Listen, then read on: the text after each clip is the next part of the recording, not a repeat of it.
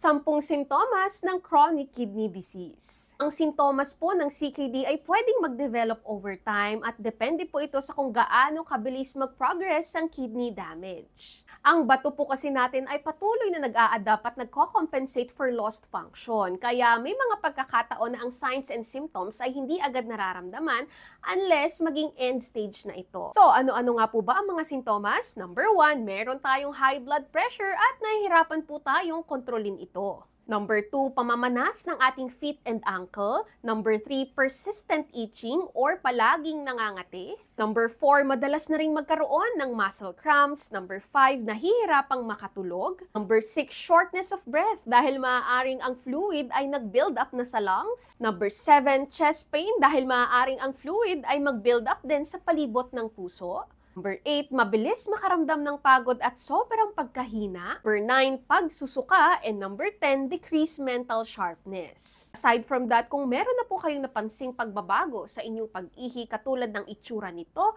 at kung meron din po itong bula at madalas umihi sa gabi, marapat lamang din po na magpakonsulta rin po tayo sa ating mga doktor upang maagapan po ito. At the end of the day, it's all about prevention pa rin. Kaya mahalaga na maging mindful po tayo sa ating mga kinakain.